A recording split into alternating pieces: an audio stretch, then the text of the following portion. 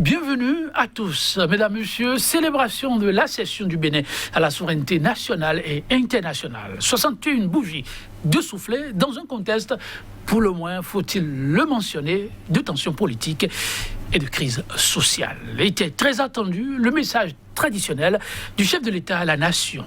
Le peuple béninois aura eu droit à un discours d'espoir, mais sur les chantiers de la promotion de la femme, de l'éducation, la gouvernance locale, mais aussi la lutte effrénée contre l'insécurité et le terrorisme. 101 ans d'indépendance et message de Patrice Talon à la nation. Un rendez-vous historique ou une commémoration de plus. Regard croisé tout de suite et maintenant de nos invités du jour. Sur ce plateau, Mathieu Avlessi, membre fondateur, il est du Bloc républicain. Monsieur Mathieu Avlessi, bonjour à vous. Oui, bonjour Monsieur Etonji.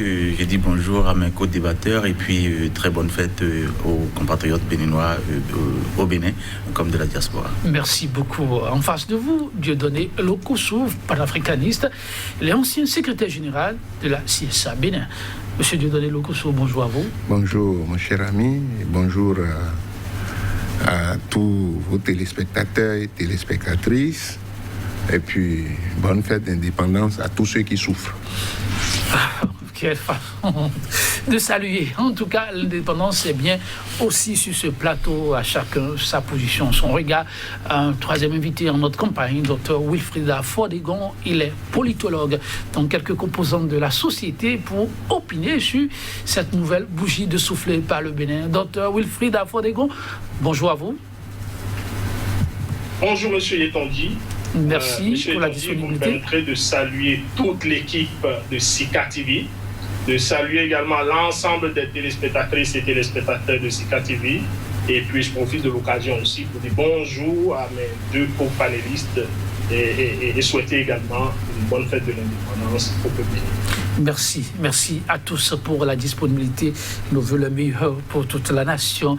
Solennité, simplicité, sobriété, ce sont là les mots qui auront caractérisé ces 61 bougies soufflées à nouveau par le Bénin qui célébrait ainsi son accession à la souveraineté nationale et internationale. Dieudonné Lokosso, comment avez-vous vécu cet instant-là? Bon, comme c'est une fête qui s'est déroulée à huis clos à la présidence,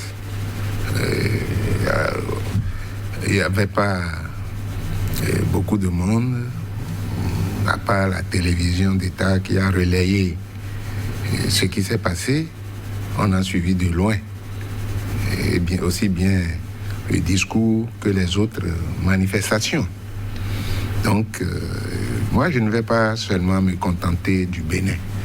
Si nous allons parler de l'indépendance du Bénin seul, nous allons nous tromper.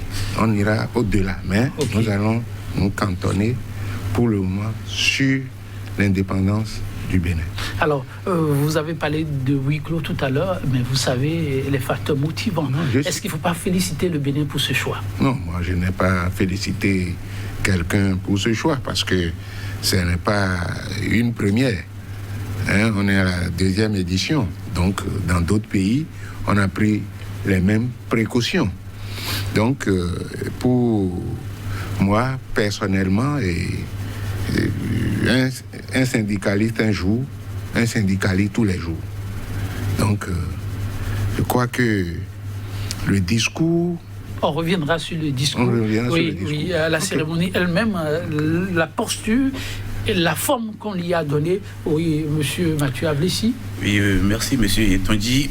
Je pense que, parlant de la posture, donc ce n'est pas encore le moment pour nous d'aller sur le message du président de la République à la nation. Et donc, parlant de la posture, vous saviez que, à l'avènement du Covid dans ce pays, on avait adopté une posture particulière au Bénin, que certains appréciaient comme ils le voulaient. Mais en bout de ligne, on s'est rendu compte que c'était la posture béninoise qui était la meilleure, parce qu'on ne pouvait pas nous confiner totalement. On n'avait pas les conditions qu'il fallait pour nous confiner.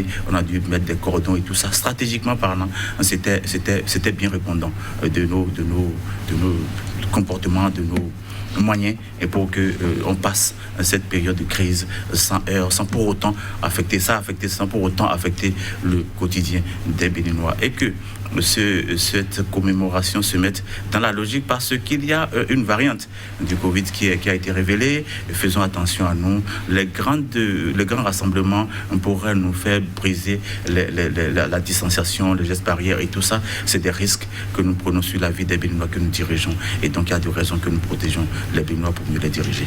Alors, monsieur Afodégan, oui, une fête d'indépendance sans risque, c'est le moins qu'on puisse dire. Comment l'avez-vous vécu si loin mais si proche de cœur?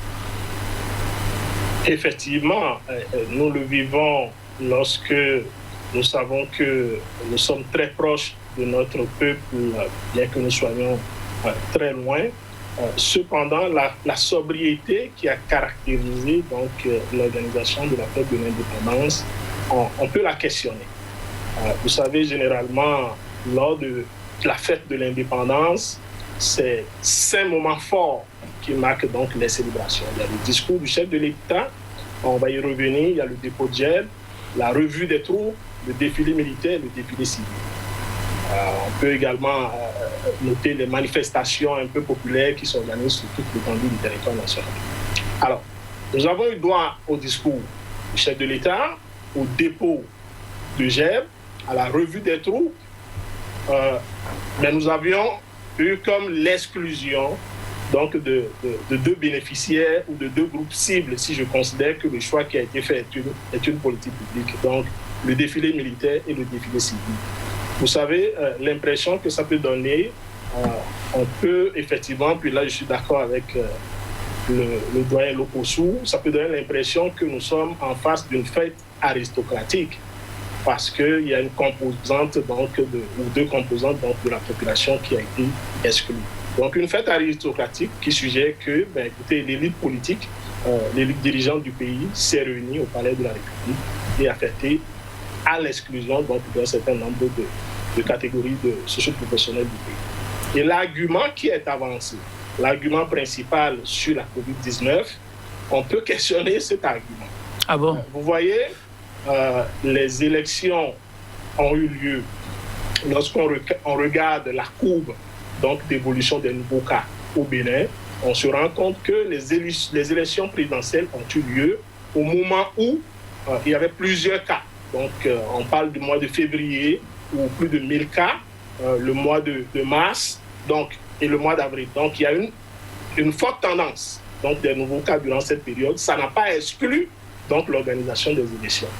Et au mois de juillet, on se rend compte qu'il n'y a pratiquement pas de cas. C'est peut-être une 50aine de nouveaux cas qui ont été observés, mais on se permet au 1er août de ne pas associer donc, le défilé militaire, le défilé civil et les célébrations populaires à la fête. On peut questionner donc cette démarche. Vous voulez vous dire que la raison motivante que vous connaissez et que vous avez d'ailleurs évoquée n'est pas une raison vraiment suffisante? Il me semble que ce n'est pas une raison suffisante parce que la COVID-19 a mis à l'épreuve les démocraties. Vous pouvez l'observer en Occident. On a fait en sorte que la démocratie prime sur les malaises, sur les implications négatives donc, du coronavirus. Vous le voyez aussi bien l'année dernière, donc 2020, au fort moment donc, de la crise du coronavirus, le 14 juillet a été célébré en France avec le défilé militaire et en présence des civils sur les Champs-Élysées. Il en est de même pour l'organisation de l'indépendance aux États-Unis. Donc, on peut questionner légitimement le fait qu'on choisit donc, de ne pas organiser ces deux événements, donc le défilé militaire et le défilé civil. On peut questionner. On peut questionner vraiment ce choix et se dire que c'est une façon qu'on est en train de dire implicitement que le coronavirus est peut-être plus fort que la démocratie binoise. Ce qui ne devrait pas être. Oui, monsieur...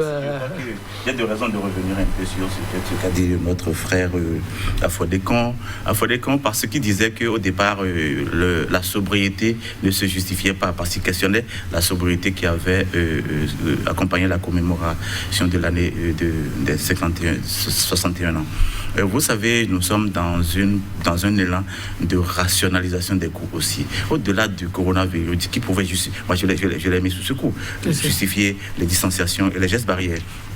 Mais il y a aussi qu'il faut rationaliser les dépenses pour que le Bénin s'en porte mieux, pour mieux les investir, les réinvestir pour le développement. Le fondamental, c'est le développement. Oui, c'est vrai qu'on n'a pas associé, mais ça aurait été encore une fête de plus si on se dit, bon, ça fait une kermesse, faisons la kermesse comme on a l'habitude de faire, et puis avançons. Je crois qu'il faudrait... On le dit que cette organisation, sous cet angle, aura permis au Bénin... Oui, puisqu'on reviendra sur un peu d'économie. On revient tout à fait, de faire un peu d'économie, parce que tous ceux qui viennent, c'est des charges que cela engendre. Et qu'on se passe de ces charges-là, nous devons déjà saluer l'élan de rationalisation des coûts de nos manifestations. Et ça, moi, je dis, il faudrait qu'on l'internalise. Les autres analyses, je ne les refute pas du but en blanc. Nous sommes allés à l'école pour analyser. Et je crois que ce que nous disons ici, c'est pour mieux édifier nos gouvernants. Il y a les analyses de gauche, les analyses de droite, et ils vont mettre les deux ensemble pour que la tangente soit tracée, qu'on aille plus loin. Alors, oui, moi je pense que... On aurait pu mieux faire. Non, je crois que le Bénin est dans un monde planétaire. Donc, s'il n'y avait pas coronavirus, il n'y aurait pas alors développement. Il ne faut pas qu'on mette tout, les incantations, développement. Mais le pays, on n'est pas venu trouver un pays néant. Il y a un début de développement. Et l'État a une continuité. Mais si en France, où les gens sont beaucoup plus frappés en Europe, on aurait pu rationaliser, faire ce qu'on devrait faire. Ne pas inviter le grand monde. Ce n'est pas sur le dos de la population, sous prétexte qu'il y a la pandémie de coronavirus, qu'on doit faire économie pour développer le pays. Moi, j'ai dit non. Si c'est ça l'option, mais là, vous vous trompez. Alors, donc, il vaut mieux qu'on se taise, qu'on dise, bon, on met ça sur le dos de ce qu'on a avancé pour continuer. Mais le jour où il n'y aura plus coronavirus, on verra. Si on va toujours rationaliser pour faire le développement. Alors, donc, moi, je pense que les arguments brandis, pour moi, ne me convainquent pas. Parce que c'est la fête nationale, ce n'est pas la fête d'un groupuscule. Donc, tout le monde... Est-ce que ça fait juste quand on dit que ça ressemblait à la fête d'un groupuscule? Ceux qui étaient là, ce sont aussi des représentants des miroirs de la société béninoise. Moi, je n'ai pas vu des syndicalistes là, par exemple. Les miroirs là sont où? C'est toujours les gens qu'on voit depuis avant 1960. Mais les syndicalistes, on les voyait avant 1960 aussi. Oui, mais ils ne sont pas aujourd'hui impliqués. Ils ne sont pas impliqués. Peut-être que lui, comme mon vis-à-vis est du bloc, il est de la droite libérale, extrême droite, peut-être qu'il était là-bas.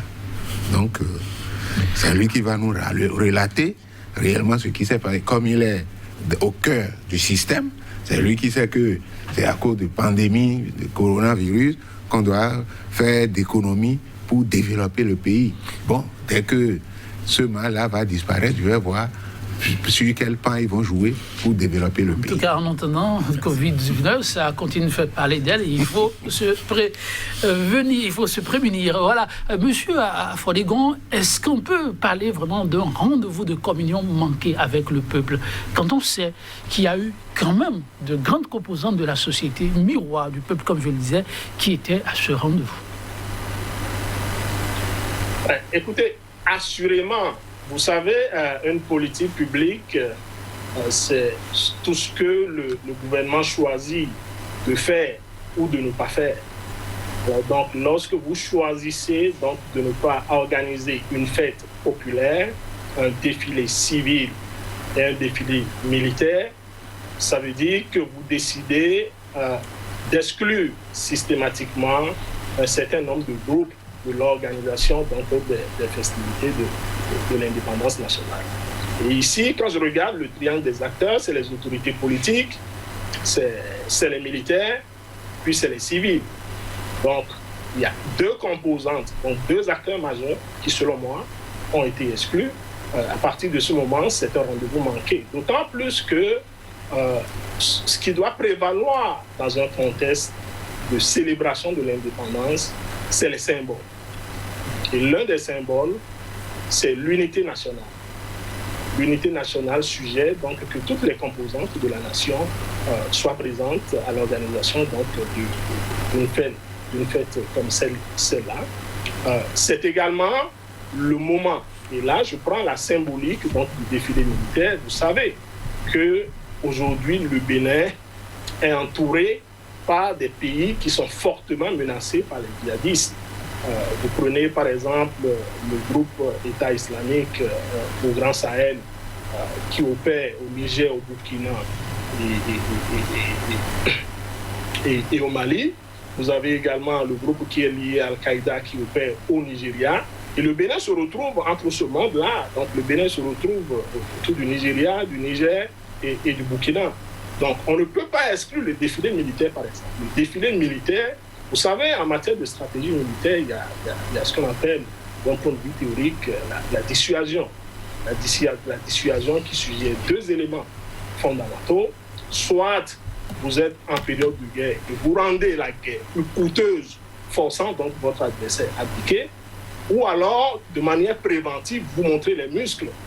Vous montrez les muscles en faisant la démonstration des investissements que vous faites sur l'armée pour l'acquisition donc, des armements.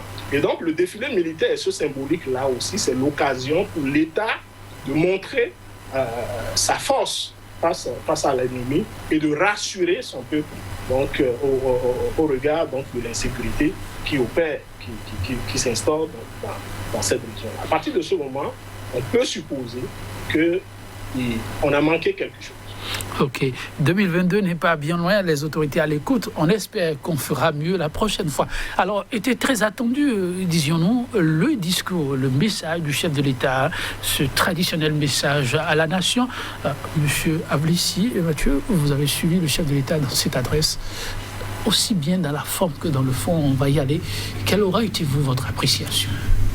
Merci, M. Yetonji. Je pense que dans la forme, vous savez que le président Talon, généralement, ne bavarde pas, ne va pas dans tous les sens. Il va de façon succincte aux éléments d'appréciation qui lui permettent de s'exprimer sur ce qu'il pense. Et donc, le discours du chef de l'État à la nation, moi, j'ai vu un discours totalement inspiré de notre hymne national. Discours inspiré de notre hymne national. Et ça aussi, hier, je vous raconte un petit truc, j'étais à l'église, au village, et le prêtre célébrant, Abbé Vieux-Bertin, avant la fin, avant d'arrêter, de finir la messe, a fait chanter l'hymne national en fond. Et je dis, juste après, les acclamations qui ont suivi, et comment chacun était traversé par le message de notre hymne national, qui est très riche, qui est très évocateur, et qui donc devrait pouvoir nous inspirer pour que nous nous comportions autrement vis-à-vis de notre pays. Donc j'ai vu un discours du chef de l'État totalement inspiré de notre hymne national, quand il disait que c'est une occasion, qu'il pense que c'est une occasion chaque année pour nous de célébrer ce que nous sommes. Et là, il a mis des points par rapport à ce que nous sommes. Et sommes-nous simplement indépendants ou souverains? Indépendance politique? Sommes-nous un peuple responsable? Sommes-nous un peuple, comment appelle-t-on, qui pense développement? Et le dernier point dit, notre nation qui s'impose de la discipline pour progresser. de la discipline pour progresser. Et je le trouvais dans cette posture de ce que, oui, au-delà de ce que nous sommes indépendants politiquement. Nous sommes, mais il faudrait que nous nous imposions de la discipline. Et tout ça s'est inspiré de notre hymne national. Quand vous suivez l'hymne dans tous ces comment c'est refrains on appelle, non, tous les compartiments de notre hymne national, je dis que lorsque ça se chante et ça se dit dans notre langue locale, c'est perceptible que les gens étaient traversés, les gens étaient fouettés dans leur orgueil de développer, d'apporter au développement du Bénin, de nous mettre ensemble pour que le pays s'en porte mieux, de nous mettre ensemble pour construire ce pays que Dieu nous a donné. Et ça, je dis, nous devons saluer la mémoire de Gilbert Taillon qui nous a laissé ce beau message et qui donc a inspiré le chef de l'État dans son discours. Je vais revenir sur la formation, le volet formation dont il a parlé, formation des jeunes. On va y revenir. Donc, ce fut un discours d'appel à l'unité, c'est cela? C'est un discours d'appel à l'unité, un discours qui devait fouetter notre ego pour le développement de ce pays. Mettons-nous ensemble pour construire ce pays. Alors, et c'est un peu ce qu'il a dit. Mettons-nous ensemble. Cette nation a besoin de nous, de la discipline pour progresser. Oui, monsieur Dieudonné Lokosso, vous avez suivi avec le même regard ou avec quelques nuances? Un seul, je l'ai dit déjà ici une fois, un seul arbre ne fait pas la forêt. Qu'est-ce que ça dit? Quel lien avec ce message? Non, mais le discours de rassemblement s'inspirer de l'hymne national, mais l'hymne national est là depuis 60 ans. Ce n'est pas aujourd'hui qu'on va nous faire une pédagogie sur l'hymne national. Mais nous sommes les indépendants d'abord, qui sont politiques, c'est des indépendants tam-tam qu'on a distribués à toute l'Afrique en chaîne. Et ça ne nous a pas conduit, contrairement à ce que j'entends, à un développement harmonieux, à l'unité, à l'État-nation. Aujourd'hui, on ne peut pas me dire que le pays n'est pas divisé. Il y a des gens qui sont à l'extérieur, des Béninois qui sont exclus. Alors, à partir de ce moment, mais avec qui on veut faire le reste? Bon, et puis, tout ce qu'on fait, on a parlé de l'Institut des femmes, de ceci ou cela, mais on avait déjà parlé des femmes depuis. Et c'est aujourd'hui, subitement, et après le second mandat, qu'on revient encore dessus. Et à l'Assemblée, mais on n'a que des hommes, des phallocrates. Alors, à partir de ce moment, moi, je ne suis pas convaincu de la justesse de ce discours, qui est pour moi un discours vide, parce que c'est un grand jour pour le pays. Depuis 5 ans, mais on n'a pas eu un iota sur le salaire des travailleurs, aussi bien du secteur public que privé. Et nous ne connaissons pas ce que gagnent les ministres, les chefs d'État. Mais dans le monde entier, vous allez sur Google ou bien Internet, vous allez voir le salaire des présidents. Nous sommes un pays pauvre qu'on veut aider, qu'on veut développer. Mais combien gagne le chef de l'État? Et le chef de l'État, dans ce discours, a justement dit il faut finir avec la charité. Il faut pouvoir... Non, ce n'est pas la charité. Le travailleur qui travaille ne fait pas... On n'a pas dit de sortir l'argent de sa poche. Mais l'argent qu'ils prennent là, que eux, ils gagnent, c'est pas la charité. Et la charité bien ordonnée commence par quelqu'un. Mais il faut que ça rejaillisse sur les gens. Alors donc, si on appelle au développement, mais moi, il faut définir le contour. Parce que c'est devenu une sorte de cantique, tout le monde parle de développement. Développement. Monsieur Dieudonné Lokosso, on entend d'écouter monsieur Afodégon, mais lorsque le chef de l'État, en parlant de charité, il a justement fait allusion à nos regards permanemment tournés vers l'extérieur. Lui pense que si les Béninois travaillent activement, acharnement, on doit pouvoir voir ce qu'il faut. Et dans la discipline, on doit pouvoir voir ce qu'il faut pour développer le pays. Est-ce que ce n'est pas de la vision, ça? Moi, je ne travaille pas. Je n'ai pas travaillé pour l'extérieur. Les gens travaillent dans le pays. Et ce n'est pas parce qu'on ne dit pas ça qu'on ne sait pas ça aussi. Vous pensez que les Béninois travaillent suffisamment? Mais si les Béninois ne travaillent pas, le premier budget qu'on a voté, c'est 10 milliards. Et c'est parti de façon exponentielle tous les ans. Mais je ne peux pas voir ça. Les institutions de Bretton Woods disent que, bon, le Bénin se porte bien, dans l'espace 8 mois, et puis ça ne profite qu'à une minorité. Mais c'est révoltant à la limite. Donc moi je crois que si il n'y a pas de répercussions sur les travailleurs, parce que c'est quand les travailleurs sont satisfaits que par une sorte d'osmose, ça va se répercuter sur les gens du marché. Alors, quand vous allez au marché, vous interrogez les gens, aujourd'hui on dit on ne vend pas. Mais l'argent ne circule pas. Mais l'argent circule pendant les élections, pendant les campagnes électorales. Donc, moi je pense que c'est une occasion exceptionnelle pour le chef de l'État, même si c'est 1,0 chose là %, qu'on n'a qu'à mettre ça sur le salaire des gens et les motiver. Vous ne motivez pas les gens et vous faites chaud là. La lutte contre la corruption. On y revient. On n'a pas souvent le temps. C'est pourquoi moi je parle pêle-mêle. Merci beaucoup, oui, docteur Afodé-Goncourt. Afodé-Goncourt, voilà, lorsque vous avez suivi ce message de bout en bout, ne pensez-vous pas que ce fut ce qui aura manqué, qui aura finalement été à l'appel, ou on aurait pu faire autrement? Écoutez, je vais reprendre un peu ma casquette d'universitaire à ce moment pour analyser le discours.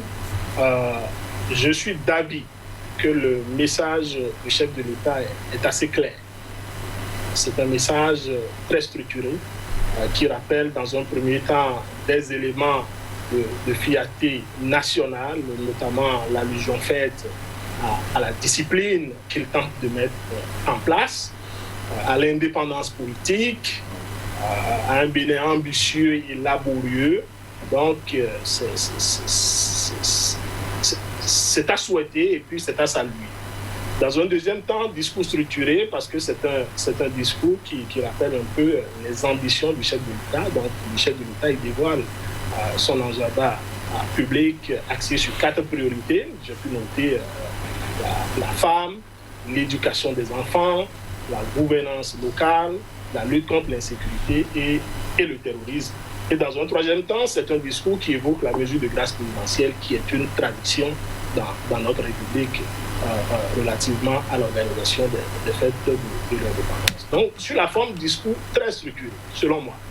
Par contre, lorsque je regarde un peu la durée du discours fait 6 minutes et 15 secondes, et je le compare avec les 3 derniers discours du chef de l'État à la nation dans le cadre de la célébration de l'indépendance nationale 2018, 2019 et 2020. Et je me rends compte qu'il semble un peu court, puisque la moyenne de ces 3 dernières années était de 10 minutes. Donc, un discours probablement expéditif. À partir de ce moment, je tente donc d'identifier 2 explications, 2 hypothèses alternatives. Je peux dire que ça peut être le choix d'un nouveau style de management ou carrément d'un nouveau style de communication, puisque c'est le premier discours donc, à la nation du 2e mandat du chef de l'État dans le cadre de la célébration des fêtes nationales. On peut également évoquer une forme de lassitude du pouvoir, donc un épuisement qui peut être lié bien évidemment au sprint électoral d'avril dernier, qui me semble doit avoir été très éprouvant pour le chef de l'État. Donc, sur la forme, ce sont là mes commentaires. Sur le fond, bien évidemment, il y a eu des éléments qui ont été évoqués. Je vais peut-être rebondir rapidement avant d'aller en profondeur. Je vais peut-être rebondir rapidement sur l'élément relatif à l'indépendance véritable qu'appelle le chef de l'État. Personnellement, on peut être surpris d'entendre dans un discours, dans une adresse à la nation, que le chef de l'État évoque une forme d'indépendance incomplète ou carrément de non-indépendance véritable de la nation. Ça m'inquiète, ça m'interpelle. Pourquoi? Est-ce que le chef de l'État est en train de nous dire que nous ne sommes pas véritablement indépendants? Ça pose un problème sur le fait que les États qui nous entourent, sur la scène internationale, on peut se poser la question, est-ce que le Bénin dépend encore d'un point de vue politique, d'un point de vue économique, dépend encore de la scène internationale. C'est problématique. Après 60 ans, il me semble que le signal que le chef de l'État doit envoyer, c'est plutôt un signal de fierté. L'indépendance complète, nous l'avons acquis. Maintenant, nous travaillons à améliorer les acquis donc, de l'État. On peut revenir plus tard. On reviendra plus tard là-dessus. Mais en parlant d'attente de ce message, pour vous, ce fut un message qui aura comblé dans l'ensemble vos attentes? J'ai dit, je devais venir sur les autres volets, éducation, femmes et tout ça, qu'on met au cœur qui était au cœur de la stratégie de communication contenue dans le message. Voyez-vous, nous observons, on a dit formation, éducation, la femme et ainsi de suite. Et lorsque moi j'observe comme la femme au cœur d'une stratégie de développement, c'est une façon de dire gérons mieux les choses.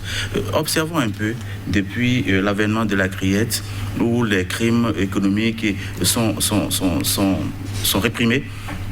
Sur la liste, combien de femmes vous aviez, mais combien de femmes ont été aussi responsables? Sur ça, on a à peine une femme qui pourrait être impliquée, simplement impliquée.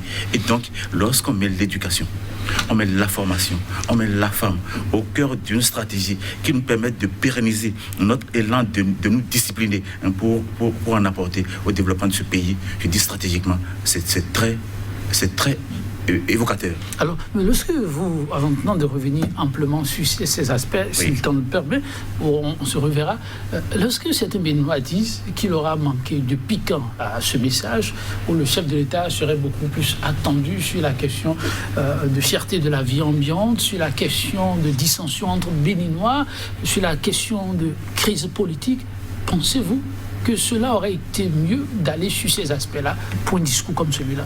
Je crois que tout se retrouve dans la discipline que nous voulons nous donner. Parce qu'on était dans un contexte où tout allait dans tous les sens. Et lorsque vous mettez de l'ordre dans ce qui allait dans tous les sens, il y a des sensibilités, il y a des élans que vous égratignez. Et c'est un peu ça qui s'exprime à travers la cherté de la vie. Et ça, c'est mondial. La cherté de la vie n'est pas l'apanage du... M. avait-il à placer un mot par rapport à ça dans ce message-là? On dit chez moi, c'est mondial. Et donc, comment est-ce qu'on a besoin de nous dire que le Bénin est cher? Le Bénin est cher par rapport à quel autre pays? Peut-être par rapport, je ne sais pas. Donc, ce qui est transversal, ce qui est commun à tous, ce n'est pas la peine d'en parler. Ça, c'est normal. Et donc, extrapolons, disons les choses dont nous avons besoin pour aller plus loin. Moi, je dis, le plan doit être ça. Nous sommes trop stagnants et nous gérons le pays de façon trop stagnante. Alors, le chef d'État fait bien de fouetter la question de la promotion de la gente féminine. Mais c'est tout à fait, c'est ce que je veux dire pour dire, en fin de compte, faisons davantage confiance à nos femmes, à nos sœurs, à nos filles, pour que le Bénin s'emporte mieux parce que, au moins, elles, nos sœurs, ont un peu peur du bien public. Sur la question de la tension politique supposée, vous dites quoi à ceux-là qui pensent qu'on aurait pu entendre autre type de message? Non, je crois que globalement, la tension supposée, je dis, c'est la conséquence de la discipline que nous imposons. Merci. Donc, on n'a pas besoin d'en parler. Merci beaucoup. Oui, M. Dieudonné Lokosso. Et voilà les femmes qui ont donné la preuve de leur savoir-faire.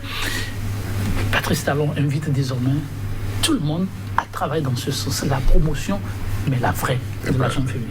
Pour moi, c'est trop tard. On avait déjà allégué ça. On est en début de mandat. Non, c'est pas un début de mandat. Normalement, il avait déjà fini son mandat. Donc, si ce n'est pas par des acrobaties politiques, il ne devrait pas. On devait s'en tenir à ce qu'il a dit, il a fini. Bon, maintenant qu'il revient sur les femmes, l'Institut qui est là, ce n'est pas la rupture qui a mis ça en place. Oui. Ils sont venus trouver ça. Maintenant, non, je reviens parce que c'est pas maintenant qu'on va me dire qu'on s'intéresse à la femme. Pour changer la Constitution, les gens, ils ont suscité des gens dans l'ombre qui ont dit, bon, nous voulons mettre les femmes, nous voulons la Cour des comptes.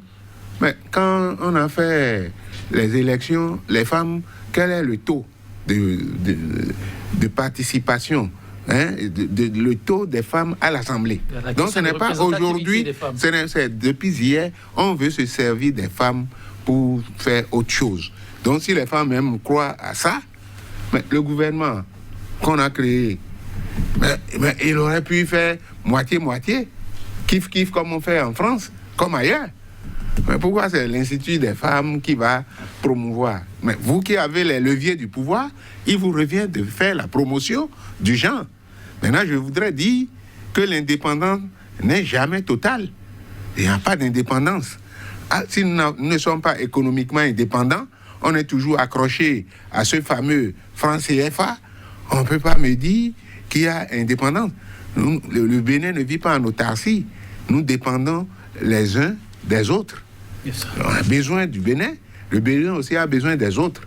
Alors, si par orgueil, nous disons, bon, nous sommes indépendants, on ne veut plus de la France coloniale, qui a toujours ses tentacules partout en Afrique, mais là, on se laisse prendre à un jeu malsain. C'est ça. La question de l'éducation, elle est prioritaire ou primordiale. Avant de l'aborder, oui, Monsieur Afodé-Grand, aurait-il fallu évoquer la question de l'unité nationale sous l'angle de la crise politique et aussi celle relativement à la fierté de la vie? Ben, écoutez, dans un discours, nous faisons des choix stratégiques, puis le chef de l'État a le droit de faire les choix qui lui conviennent. Donc, dans son discours, il choisit volontairement de mettre certains aspects. C'est son choix.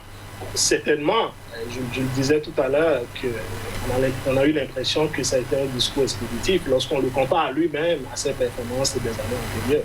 Donc, effectivement, à ce moment, il aurait dû prendre le temps de célébrer, par exemple, donc, les pères de la nation, les pères de l'indépendance, de les célébrer donc, à l'entame de son discours.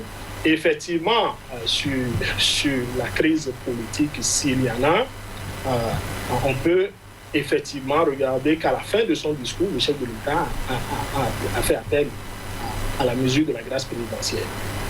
Et dans cette mesure, peut-être que par extension, on aurait dû ouvrir, tendre une main, vous allez dire, à l'ensemble de la classe politique.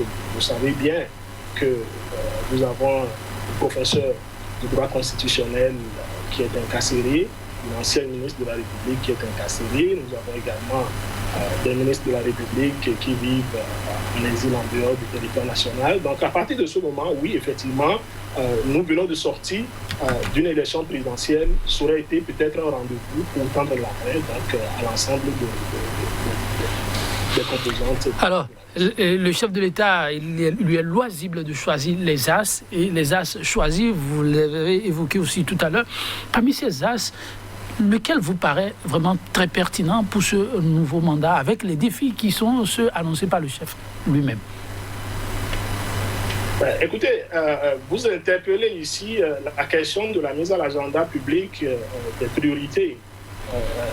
Le chef de l'État a choisi de mettre à l'agenda public, à travers son discours, la question de la femme, la question de l'éducation de l'enfant, la question de la sécurité et également la question, j'allais dire, de la gouvernance locale, de la lutte contre le terrorisme, donc, et effectivement, également de la gouvernance locale.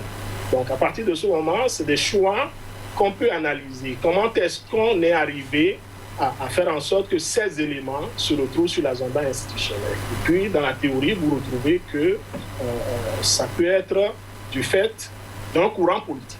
Le courant politique suggère que le changement d'une administration peut donner lieu à l'apparition de nouvelles priorités sur l'agenda public. On n'est pas dans le cas ici, parce que ce n'est pas une nouvelle administration. Le chef de l'État, c'est la continuité, c'est son deuxième mandat. Il peut y avoir également le courant des solutions, donc par l'effet de découvertes scientifiques ou des avancées dans un domaine donné. On peut décider de mettre à l'agenda public des éléments. On est dans la continuité, comme vous le dites. Quels sont les éléments motivants, à votre avis? Pour moi, les éléments motivants, c'est le courant des problèmes. C'est le courant des problèmes qui a motivé le chef de l'État à mettre à l'agenda public ces éléments. Et puis, pour conforter un peu mon argumentaire, lorsque vous prenez la question de la femme, elle est retenu comme, il me semble, la 5e priorité ou le 5e objectif des objectifs du développement durable. Et vous n'êtes pas sans savoir que le gouvernement a mobilisé plus de 300 milliards tout récemment pour l'atteinte des objectifs. Il y a un problème véritable relativement aux femmes. Et là, je peux vous parler d'une statistique qui est édifiante.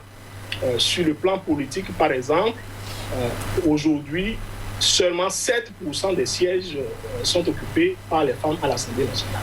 On a connu meilleur par le passé. Entre 2007 et 2010, on a eu un taux de 10%. Donc, à partir de ce moment, il y a comme des éléments, il y a comme un problème auquel il faut apporter des réponses. Et l'Institut national de la femme, dont le chef de l'État parle, peut être une réponse donc, à cette là. OK. Mais ceci étant, il demeure qu'il y a des non-dits, par exemple, au niveau de cet institut. Quels sont les axes prioritaires de l'institut? Est-ce qu'on veut faciliter l'accès au foncier des femmes? Est-ce qu'on veut faciliter leur implication plus dans les instances décisionnelles? Est-ce qu'on veut agir sur la alphabétisation ou l'éducation formelle? Est-ce qu'on vise l'autonomie via l'accès au crédit? Autant de questions. D'intervention de l'Institut, on reste mieux là-dessus dans le on va sans doute découvrir dans les tout prochains jours, Monsieur Afodégon, ensemble avec les autorités, savoir ce qu'on y met en boule. D'ailleurs, d'impatience de le savoir. Oui, Monsieur Mathieu Avlessi, au registre de ces priorités, laquelle vous paraît plus importante? On a commencé par l'éducation. L'éducation est déterminante pour développer un pays, pour laisser à la postérité la matière nécessaire pour continuer l'œuvre entamée. Donc, qu'on mette en première ligne l'éducation. Je crois que c'est totalement déterminant. Je voudrais revenir sur l'indépendance qui n'est jamais totale, dont le doyen Lokosso a parlé. Et c'est tout à fait réel que lorsque vous êtes toujours, la main qui donne est toujours au-dessus de celle qui reçoit.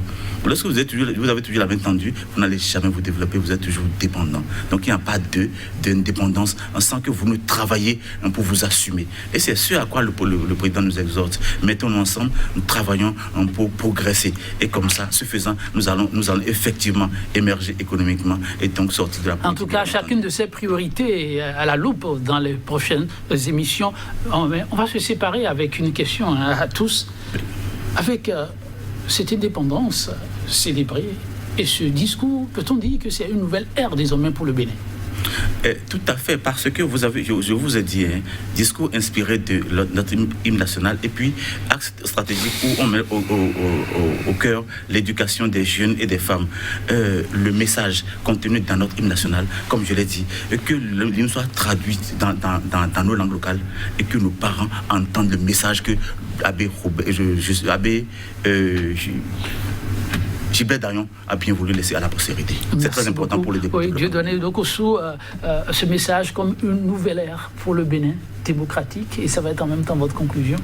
Non, moi je prends ça comme un message de tous les jours, un slogan de tous les jours. Ouais, moi je ne suis pas là pour acclamer, pour applaudir, mais c'est pas en critiquant dans les formes que on manque d'égard à un chef d'État. S'il n'y a pas de critique, il ne peut pas avoir avancement, il ne peut pas avoir développement. On ne peut pas tout le temps faire la laudation, dire oui, c'est bon, c'est bon. Moi, je n'ai pas fait cette école à la bourse du travail. C'est un langage de la bourse du travail. Qu'est-ce qui aurait été pour vous très formidable à l'issue de ce discours? Je dis que les travailleurs sont là. Depuis 5 ans, ils n'ont pas eu un iota sur leur truc. Et on me dit qu'on ne travaille pas. Si on ne travaille pas, le budget va prendre cette ascension-là. Mais ça veut dire que, bon, je sais que on a dit que nous sommes un pays, un désert de compétences. Je ne sais pas. Peut-être que c'est les ministres seuls qui travaillent avec le chef de l'État. Mais si c'est pour cela que j'ai dit un seul arbre ne fait pas la forêt. Si on ne rassemble pas tout le monde pour fermer les trous de la jarre, nous aurons toujours des problèmes. C'est pour cela qu'il est nécessaire que le chef de l'État va entendre un jour la vérité. Parce que ceux qui l'entourent ne lui disent pas toujours la vérité, ils ne veulent pas de concurrents. Mais ceux qui sont à l'extérieur, ceux qui sont exclus, ils vont toujours se sentir frustrés.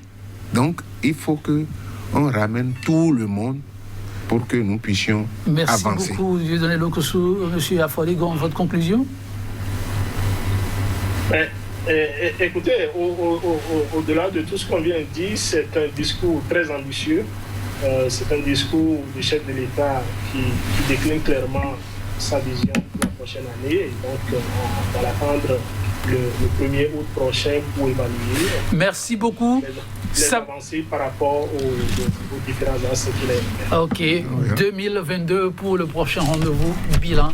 Mais en attendant, on vous le promet, on reviendra sur chacun des axes évoqués. 100% Bénin pour le numéro du jour, ce sera tout. Merci à vous, Dieudonné Lokossou, à vous, monsieur Afoligon. Merci également vous, monsieur Mathieu Avlessi. Le succès n'est pas final, l'échec pas fatal. C'est le courage de continuer qui compte.